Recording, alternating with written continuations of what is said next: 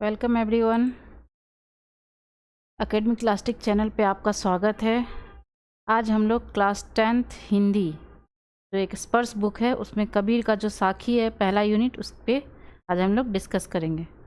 तो पहले हम लोग थोड़ा कबीर के बारे में जान लेते हैं। कबीर का जन्म जो है वो 1398 में कहाँ हुआ था? काशी में हुआ था। कबीर का जन्म 1398 काशी में हुआ माना जाता है। गुरु रामानंद के शिष्य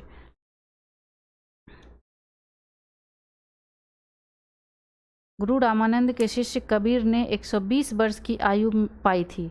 इनके गुरु का नाम था रामानंद, कबीर के गुरु, ठीक है।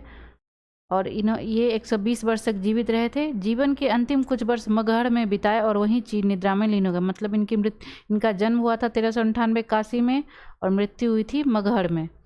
कबीर का आविर्भाव ऐसे समय में हुआ था जब राजनीतिक, धार्मिक और सामाजिक क्रांतियां अपने चरम पर थीं। कबीर क्रांतिदर्शी कवि थे। उनकी कविता में गहरी सामाजिक चेतना प्रकट होती है। उनकी कविता सहज ही मर्म को छू लेती है। मतलब उनकी कविता जो है दिल को छूने वाली है। एक और धर्म के बाहडंबरों पर उन्होंने गहरी और तीखी चोट की है, तो दूसरी ओर आत्मा परमात्मा के विरह मिलन के भावपूर्ण गीत गाए हैं। वो बाहरी दिखावा जो होता है उस पर गहरे चोट किए हैं, और जो ईश्वर और भक्त का जो मिलन होता है उस और विरह होता है उसमें भावपूर्ण गीत उन्होंने गाए हैं। कबीर शास्त्रीय ज्ञान की अपेक्षा अनुभव ज्ञान को अधिक महत्व देते थे। उनका विश्वास सत्संग में था और वे मानते थे कि ईश्वर एक है, वह निर्विकार है और अरूप है। कबीर की भाषा पूर्वी जनपद की भाषा थी। कबीर की भाषा जो थी पूर्वी जनपद की भाषा थी। उन्होंने जन चेतना और जन भावनाओं को अपने शब्द और साखियों के माध्यम से जन जन तक पहुंचाया है। देखिए, अब देखते हैं साखी। साखी क्या होता है? साखी शब्द साक्षी शब्द का ही तद्भव रूप है। साक्षी शब्द साक्ष से बना है, जिसका अर्थ होता है प्रत्यक्ष ज्ञान। यह प्रत्यक्ष ज्ञान गुरु शिष्य को प्रदान करता है। संत संप्रदाय में अनुभव ज्ञान की ही महत्ता है, शास्त्रीय ज्ञान की नहीं। कबीर का अनुभव क्षेत्र विस्तृत था। कबीर जगह जगह भ्रमण कर प्रत्यक्ष ज्ञान प्राप्त करते थे। अतः उनके द्वारा रचित साखियों में अवधी, राजस्थानी, भोजपुरी और पंजाबी भाषाओं के शब्दों का प्रभाव स्पष्ट दिखता है। इसी कारण उनकी भाषा को पचमेल खिचड़ी भी कहा जाता है। कबीर की भाषा को सदुक्कड़ी भी कहा जाता है। कबीर की जो भाषा है उसे सदुक्कड़ी भाषा भी कहा जाता है। साखी वस्तुतः दोहा छंदी है, जिसका लक्षण 13 और 11 के विश्राम से 24 की मात्रा, मतलब 13 और 11 को ऐड करेंगे तो 24 होगा। प्रस्तुत पाठ की साखियां प्रमाण हैं कि सत्य की साक्षी देता हुआ ही गुरु शिष्य को जीवन के तत्व ज्ञान की शिक्षा देता है। यह शिक्षा जितनी प्रभावपूर्ण होती है उतनी ही याद रह जाने योग्य भी, ठीक है। अब हम लोग देखते हैं कबीर की साखियां। यहाँ कबीर की साखियां दी हुई है, 8 साखी है। पहला है, ऐसी बानी बोलिए मन का आपा खोए, अपना तन शीतल करे और उनको सुख होई। तो चलिए देखते हैं इसकी व्याख्या, देखते हैं इसका अर्थ क्या होता है। तो कबीर के साखियों को पूछा जाता है कि सप्रसंग व्याख्या करे। तो पहला साखी को देखते हैं। पहला इसके पहले कुछ हम लोग उनमें आए जो शब्दार्थ हैं और टिप्पणियाँ शब्दार्थ के बारे में देखते हैं, मतलब उसका अर्थ क्या क्या होता है, ठीक है। तो बानी, बानी मीन्स होता है बोली। आपा, आपा मीन्स होता है अहंकार या घमंड। कुंडली, नाभि। घटी, घटी मतलब कन कन में, हर जगह में, घट घट में। भुवंगम का मतलब होता है भुजंग या सांप। बौड़ा मतलब पागल। नेरा मीन्स निकट। आंगनी, आंगन। साबन, साबुन, सोप। असीर, असीर मतलब होता है अक्षर। पीब, प्रिय। मुड़ारा, जलती हुई लकड़ी। तो ये कुछ शब्द हैं जिनका शब्दार्थ यहाँ दिया हुआ है। अब हम लोग बढ़ते हैं साखी के तरफ। तो पहला साखी है, ऐसी बानी बोलिए मन का आपा खोई, अपना तन शीतल करे औरन को सुख होई। पूछा जाता है कि सप्रसंग व्याख्या करे। कोई आपको साखी दे दिया जाएगा और बोला जाएगा कि सप्रसंग व्याख्या करे। तो इसका सप्रसंग व्याख्या हम लोग इस तरह से करते हैं, पहले प्रसंग लिखते हैं, उसके बाद प्रस्तुत साखी हमारी हिंदी पाठ्य पुस्तक स्पर्श से ली गई है। इस साखी के कवि कबीरदास जी हैं। इसमें कबीर ने मीठी बोली बोलने और दूसरों को दुख न देने की बात कही है। ये राइटिंग थोड़ा अच्छा नहीं हुआ, आप लोग राइटिंग पे ध्यान नहीं देंगे। और तब हम लोग क्या करेंगे, व्याख्या देंगे, ठीक है। पहले प्रसंग तब व्याख्या। कबीरदास जी कहते हैं, हमें अपने मन का अहंकार या घमंड जो होता है त्याग कर ऐसी भाषा का प्रयोग करना चाहिए जिससे हमारा अपना तन भी स्वस्थ रहे और दूसरों को भी कोई कष्ट न हो, अर्थात दूसरों को भी सुख प्राप्त हो। ठीक है, तो ऐसी बानी बोलिए मन का आपा खोई, अपना तन शीतल करे और उनको सुख होई। तो पहले हम लोग इसका प्रसंग देंगे, मतलब ये कहाँ से लिया गया है, उसके बाद इसके बारे में हम लोग व्याख्या करेंगे। तो इसमें मेनली यही था कि ऐसा भाषा उपयोग करना चाहिए जिससे हमारा तन मन भी स्वस्थ रहे और दूसरों को कोई कष्ट भी नहीं पहुँचे। नेक्स्ट साखी देखते हैं। कस्तूरी कुंडली बसे मृग ढूंढे बन माही, ऐसे घटी घटी राम हैं दुनिया देखे नाही। ठीक है, तो देखिए प्रसंग इसका है ये, फिर प्रसंग हम लोग उसी तरह से करेंगे। प्रस्तुत साखी हमारी हिंदी पाठ्य पुस्तक स्पर्श से ली गई है। इस साखी के कवि कबीरदास जी हैं। यहाँ तक सारा साखी में यहाँ तक एक ही चीज़ आएगा कि हमारी हिंदी पाठ्य पुस्तक स्पर्श से ली गई है और इस साखी के कवि कबीरदास जी हैं। आगे थोड़ा इसमें चेंजिंग होगा हर साखी में। इसमें कबीर कहते हैं संसार के लोग कस्तूरी हिरन की तरह हो गए हैं।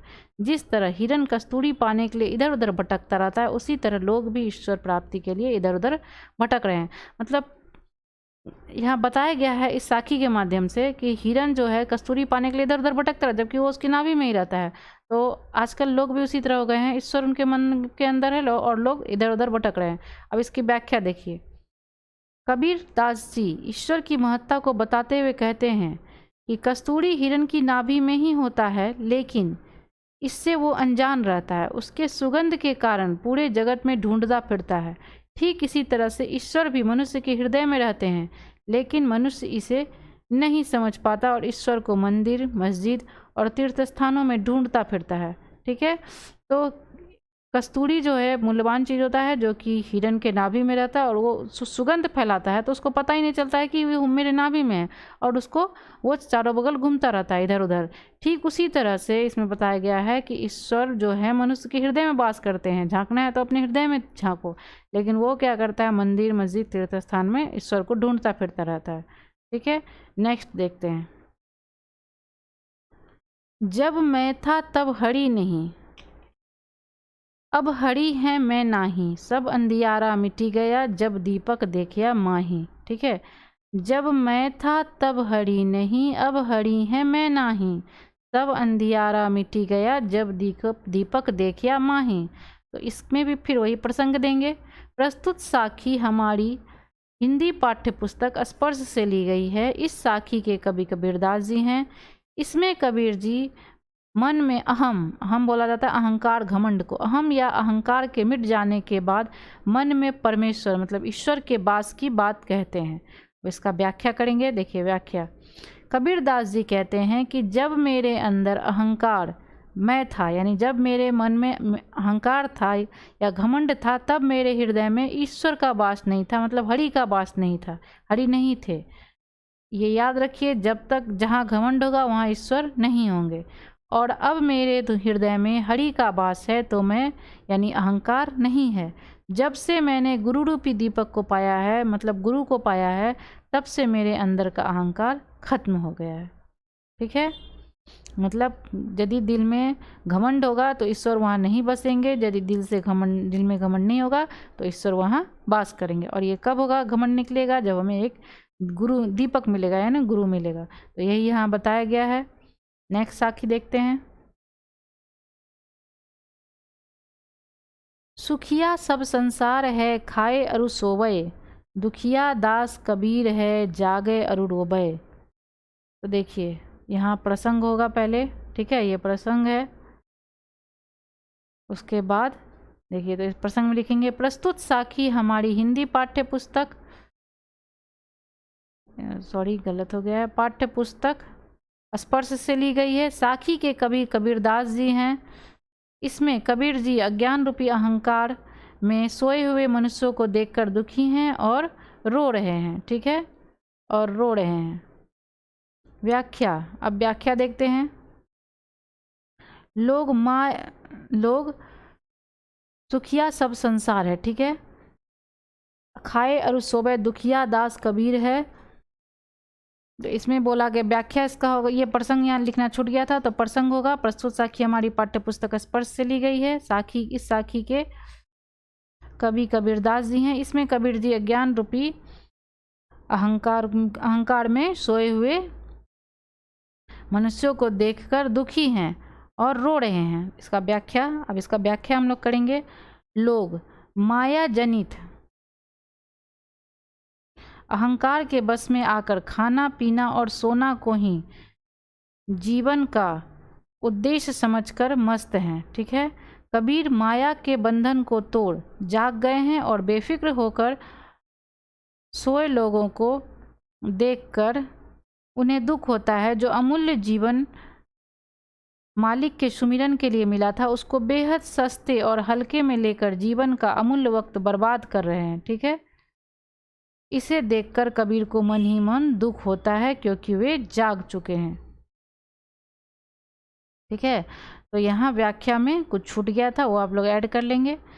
यहाँ बोला जा रहा है कि सुखिया सब संसार है, खाए अरु सोवे, दुखिया दास कबीर है, जागे अरु रोवे।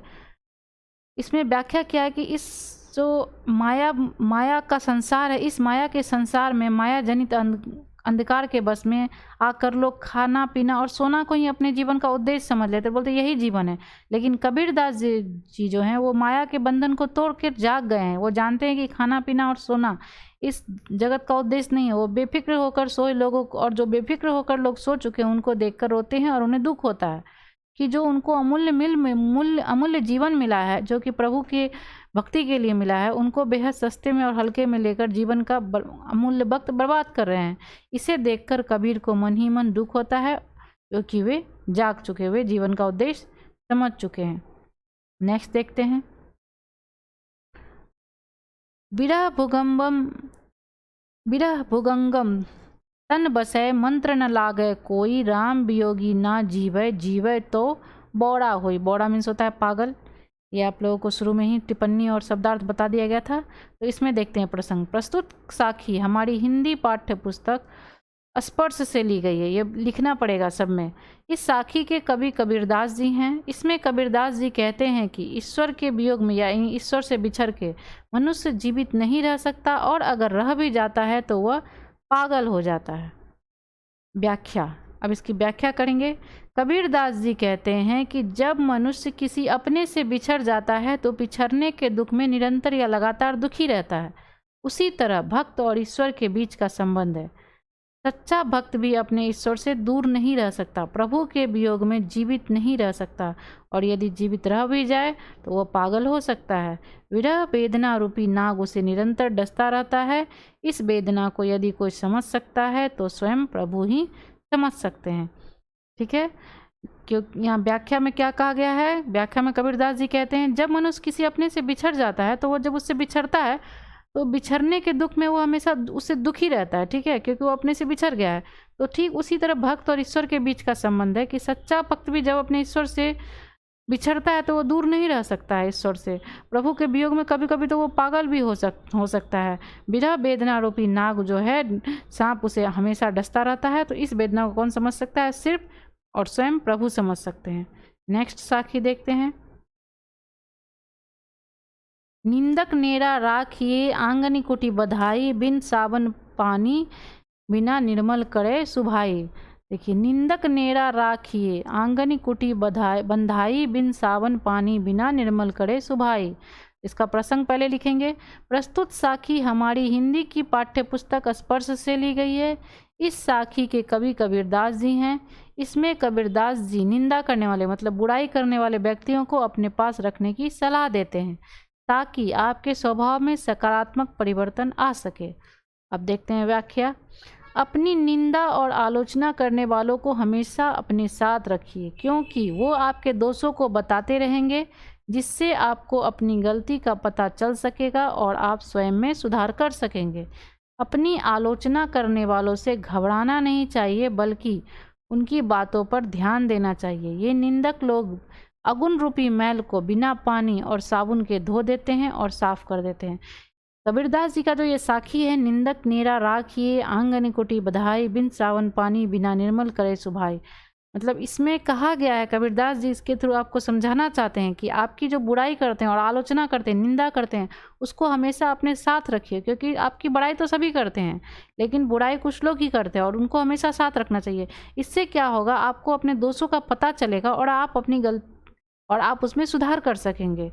और इससे अपनी आलोचना करने वालों से घबराना नहीं चाहिए, बल्कि उनकी बातों पर ध्यान देना चाहिए, क्योंकि यही वो लोग हैं जो आप में जो गलती है यानी कि अवगुण है उस मैल को बिना पानी और साबुन के धो देते हैं और साफ कर देते हैं। ठीक है, नेक्स्ट। पोथी पढ़ी पढ़ी जग मुबा, पंडित भया न कोय, एकै असीर पीब का पढ़ै सुपंडित होए। ठीक है, ये एक साखी है, इसका मीनिंग है। तो पहले हाँ सॉरी, इसमें भी हम लोग प्रसंग देखेंगे। पहले, प्रस्तुत साखी हमारी हिंदी पाठ्य पुस्तक स्पर्श से ली गई है।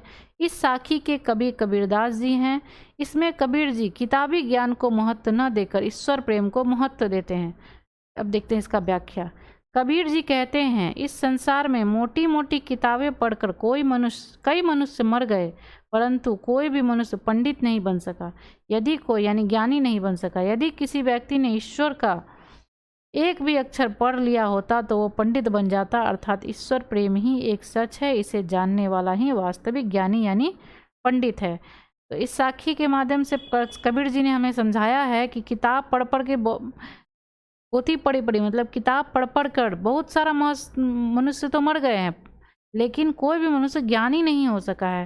क्योंकि यदि किसी व्यक्ति ने प्रेम का एक भी अक्षर ईश्वर के बारे में जान लिया तो वो ही ज्ञानी हो सकता है। यानी ईश्वर प्रेम ही एक ऐसा सच है, इसे जानने वाला ही वास्तविक ज्ञानी या पंडित है। ये आपका लास्ट साखी है। हम घर जालियां आपना, लिया मुरारा हाथी, अब घर जालों ताश का, जे चले हमारे साथी। मतलब यहाँ मुरारा जो होता है एक जलती हुई लकड़ी को कहा गया है। ठीक है, तो अब इसका व्याख्या सॉरी यहाँ प्रसंग होगा, पहले प्रसंग लिखते हैं तब हम लोग व्याख्या लिखते हैं। ठीक है, तो प्रसंग होगा उसी तरह। प्रस्तुत साखी हमारी हिंदी पाठ्य पुस्तक स्पर्श से ली गई है। इस साखी के कवि कबीरदास जी हैं। इसमें कबीर मोह माया रूपी घर को जलाकर अर्थात त्याग कर ज्ञान को प्राप्त करने की बात कहते हैं या करते हैं। अब व्याख्या देखते हैं। कबीर जी कहते हैं कि उन्होंने अपने हाथों से अपना घर जला दिया है, अर्थात उन्होंने मोह माया रूपी घर को जलाकर ज्ञान को प्राप्त कर लिया। इसमें घर जलाना मतलब अपना बना बनाया घर नहीं जलाना है, मतलब मोह माया है उसको त्याग दिया है, उसको जला दिया है। अब उनके हाथों में जलती हुई लकड़ी है यानी ज्ञान है। जलती हुई लकड़ी का तात्पर्य यहाँ ज्ञान से है। अब वे उसका घर जलाएंगे जो उनके साथ चलना चाहता है, अर्थात उसे भी मोह माया से मुक्त होना होगा जो ज्ञान प्राप्त करना चाहते हैं। देखिए, तो इस माध्यम से, इस साखी के माध्यम से कबीर जी कहते हैं कि उन्होंने अपने हाथों से अपना घर जला लिया है, मतलब मोह माया को त्याग दिया है। ठीक है, और ज्ञान को प्राप्त कर लिया है। अब उनके हाथों में जो क्या है, जलती हुई लकड़ी है, यानी मुरारा के बारे में बोला गया है, यानी कि जलती हुई लकड़ी ज्ञान है। अब वे उसका घर जलाएंगे जो उनके साथ चलना चाहते हैं, मतलब जो ज्ञान पाना चाहते हैं, अर्थात उसे भी मोह माया से मुक्त होना होगा जो ज्ञान प्राप्त करना चाहते हैं। ठीक है, तो ये आपका स्पर्श का पहला, आपके हिंदी पाठ्य पुस्तक जो स्पर्श है उसका पहला चैप्टर था साखी, कबीर के साखी। तो अब हम लोग इसके बाद इसके एक वीडियो में इसका क्वेश्चन आंसर को डिस्कस करेंगे। आई होप ये आप लोगों को अच्छा लगा होगा। यदि इसमें कुछ भी इम्प्रूव करने की ज़रूरत हो तो आप लोग कमेंट बॉक्स में जाके कमेंट करेंगे। और आप लोग जो भी चैनल पे नए होंगे लाइक और सब्सक्राइब ज़रूर करेंगे। Thank you very much.